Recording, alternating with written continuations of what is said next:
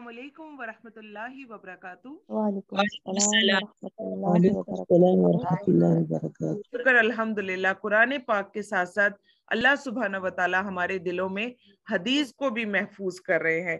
اس سے بڑی ہماری خوش قسمتی اور کیا ہو سکتی ہے۔ آئیں آج کا لیسن سٹارٹ کر لیتے ہیں۔ نحمدہ ونصلی علی رسولہ الکریم، اما بعد فاعوذ باللہ من الشیطان الرجیم، بسم اللہ الرحمن الرحیم۔ رب اشرح لی صدری ویسر لی امری واحلل عقدۃ من لسانی یفقہوا قولی ربنا زدنا علما اللہم فقہنا فی الدین آمین یا رب العالمین۔ ربیع الاول سیریز میں انشاءاللہ تعالی آج کی ہماری حدیث نمبر 2 ہوگی، اور حدیث پڑھنے سے پہلے جیسے کہ ہمیں ادب سکھایا گیا، تو آئیں ہم سب مل کر درود پاک پڑھ لیتے ہیں۔ اپنے مائک بھی انمیوٹ کر لے۔ اللہم صلی علی محمد علی آل محمد صلینا علی ابراہیم وعلی آل ابراہیم انک حمید مجید۔ اللہم بارک علی محمد وعلی آل محمد کما بارکت علی ابراہیم وعلی آل ابراہیم انک حمید مجید۔ جی، آج کی حدیث بہت خوبصورت احادیث میں سے ایک حدیث، اور جو ہے نرمی کے بارے میں، اور آج ہم انشاءاللہ تعالی دیکھیں گے۔ ہم نے پہلی حدیث میں دیکھا تھا کہ اچھے اخلاق کی وجہ سے ہماری آخرت کتنی خوبصورت ہو جاتی ہے، دنیا بھی خوبصورت اور آخرت بھی خوبصورت۔ آج ہم دیکھیں گے کہ نرمی کی وجہ سے ہمارے پاس کون کون سی خیر آتی ہے۔ یہ بہت آسان حدیث، اور انشاءاللہ 1-2 مرتبہ پڑھنے سے ہی ہماری زبان پر یہ بھی چل پڑے گی۔ عن جریر عن النبی صلی اللہ علیہ وسلم قال عن النبی صلی اللہ علیہ وسلم من یحرم الرفق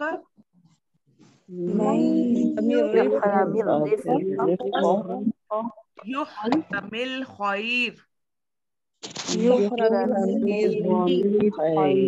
عن جریر عن النبی صلی اللہ علیہ وسلم قال عن جریر عن النبی صلی اللہ علیہ وسلم قال من یحرم الرفق یحرم یحرم الخیر۔ رواہ مسلم کتاب البر والصلہ۔ ترجمہ دیکھتے ہیں۔ ترجمہ اس کا کیا ہے کہ سیدنا جریر رضی اللہ عنہ سے روایت ہے کہ نبی کریم صلی اللہ علیہ وسلم نے فرمایا، جو کوئی نرمی سے محروم کیا گیا وہ خیر سے ہی محروم کر دیا گیا۔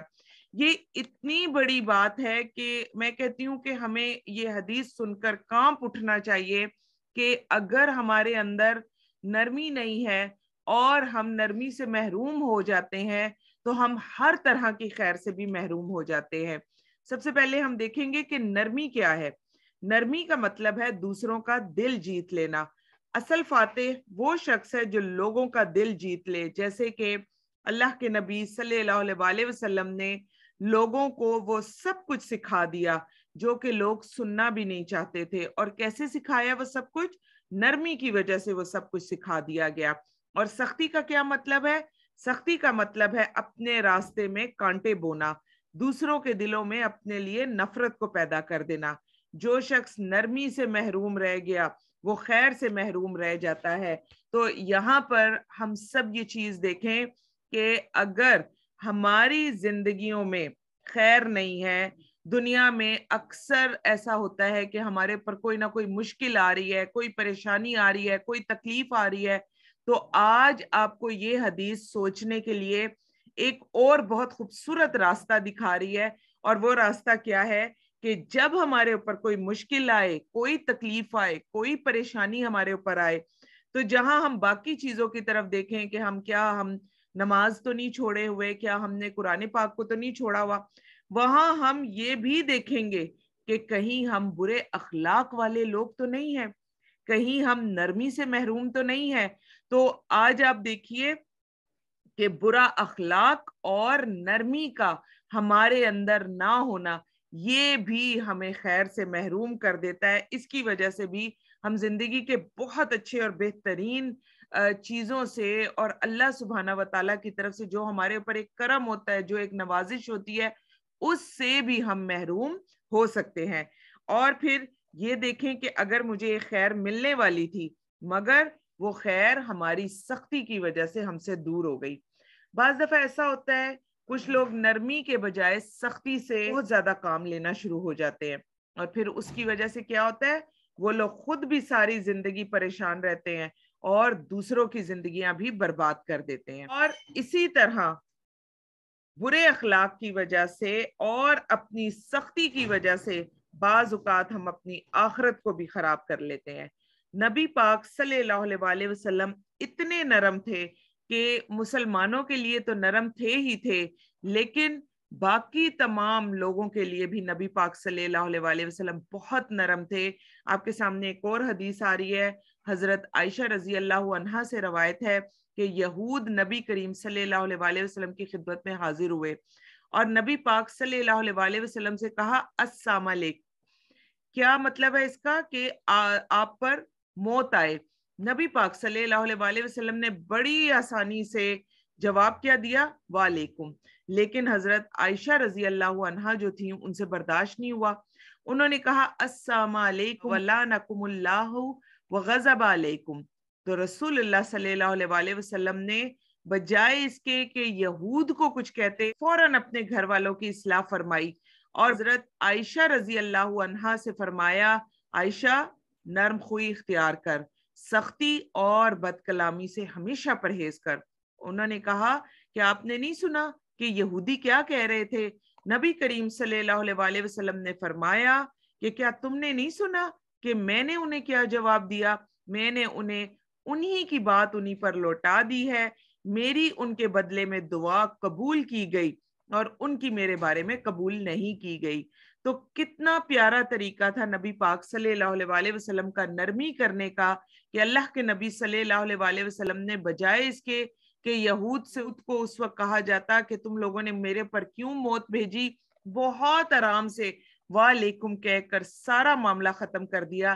لیکن یہاں پر یہ دیکھیے کہ اپنے اہل خانہ کو بھی بد کلامی سے اور سختی سے فوراً روک دیا.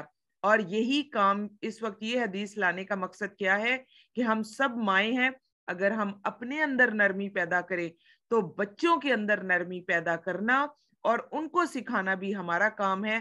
اور اگر شوہر اپنی زوج کے اندر دیکھ رہے ہیں کہ بہت زیادہ سختی ہے تو ان کو بھی بتانا چاہیے, اور اگر بیوی دیکھ رہی ہیں تو بیوی کو بھی اچھے اور بہترین الفاظ میں اپنے شوہر کو ضرور بتانا چاہیے تاکہ گھر کے ہر فرد کے اندر نرمی ہو اور اس سختی کو دور کر کے ہم مختلف مشکلات سے بچ سکیں.